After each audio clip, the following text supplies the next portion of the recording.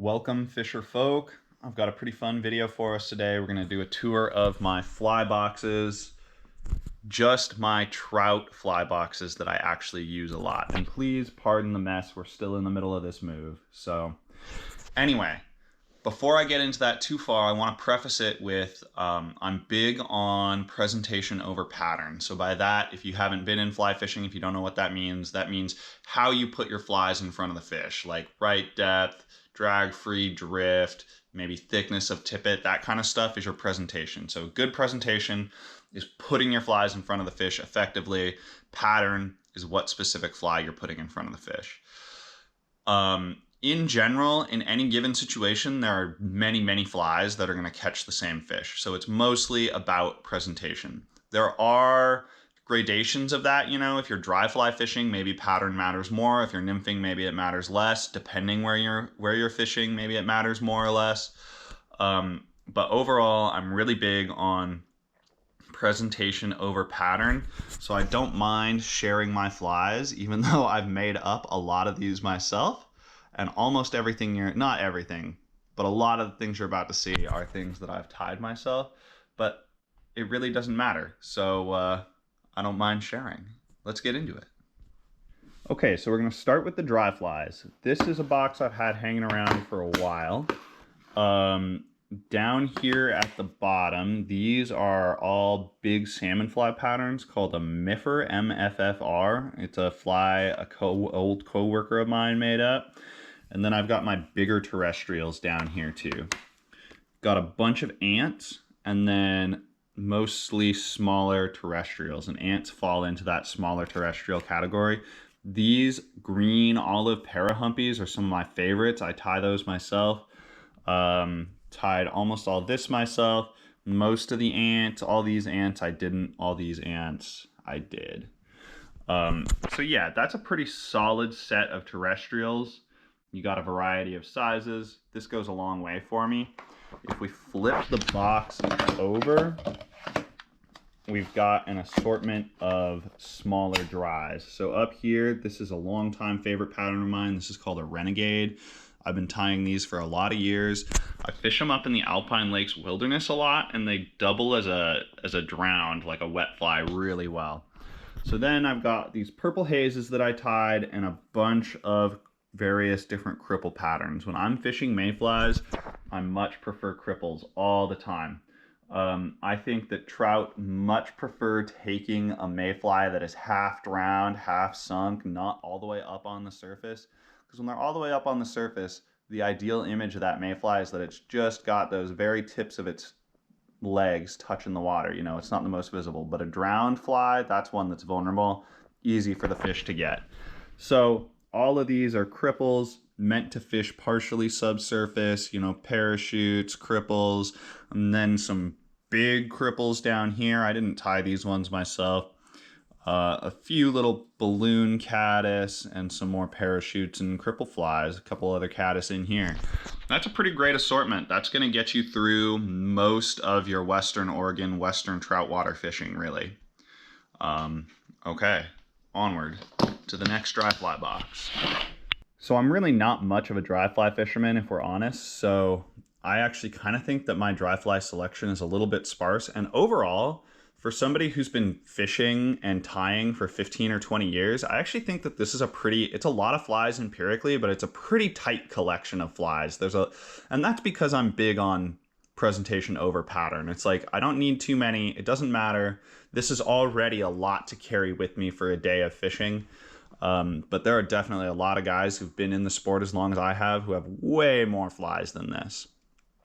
But up here, we've got your chubby chinobles, so tied those up myself.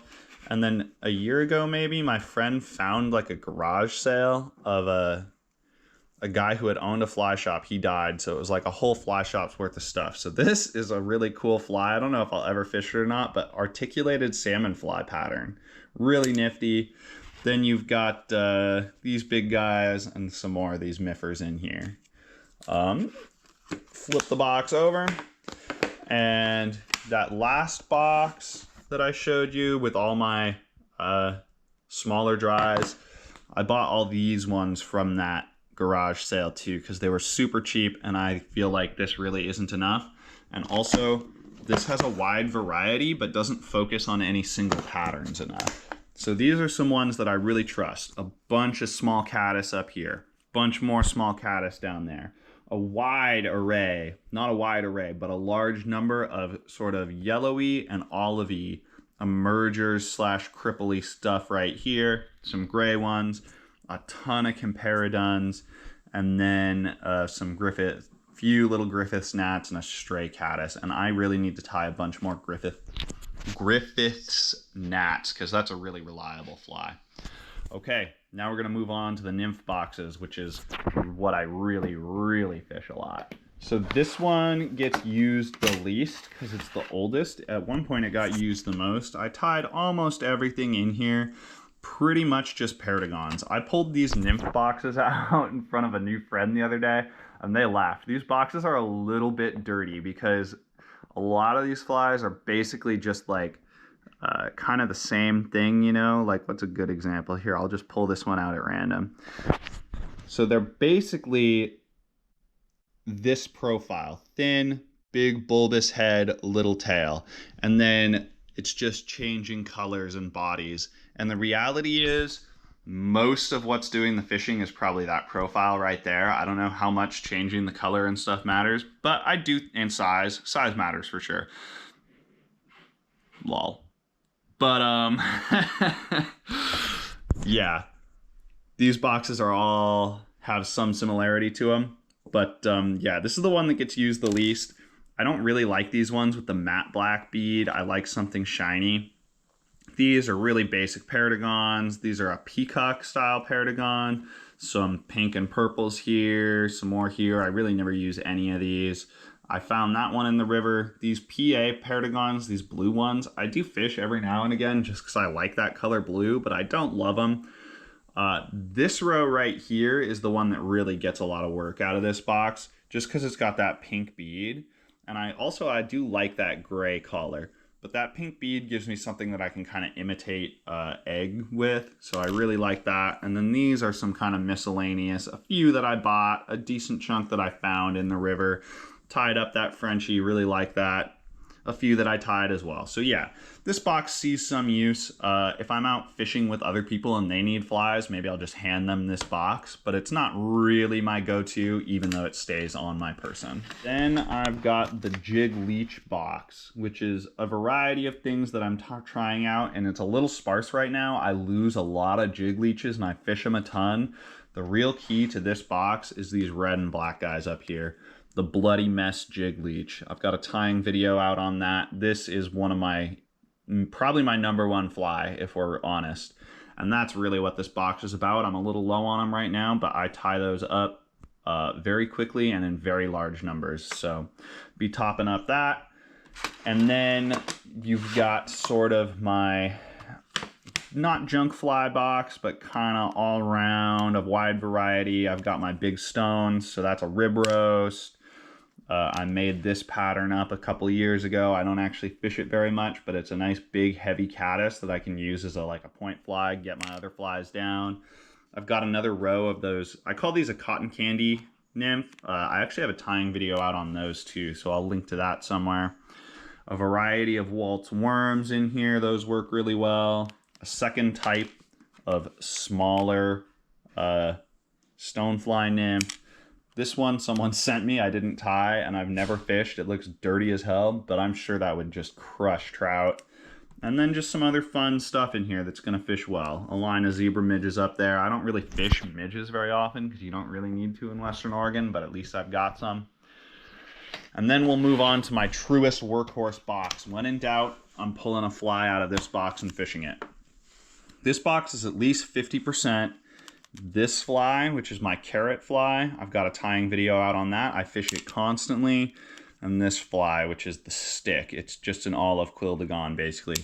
When in doubt, if you're fishing one or both of those flies, then your problem is your presentation or the water you're fishing. It's not the flies, I guarantee it. At least west of the Cascades, because you don't need to fish really small things. If you go out to like Montana or somewhere, you might need to fish some really small flies and those might not work. But yeah, I got a bunch of those. Some more Frenchies down here. A couple RS2s for something real small. More of those PA Paragons. I should really start fishing those or giving them away. These mic drops up here are just taking up space. I don't really actually fish them. But if I could only bring one box, like when I'm gonna go wade really deep or I'm gonna swim across the river and all my flies are gonna get wet, I'm dropping the dry flies. I'm dropping this box because I'm not trying to get too much stuff wet. I'm bringing this and I'm bringing one of these. So either this or this. The more spring or fall it is, the more I might bring this because I want a wider variety. The more towards summer it is, the more just that tiny little Paragon is going to crush every single hour of the day, and that's all I need. Plus these tolerate getting wet really well.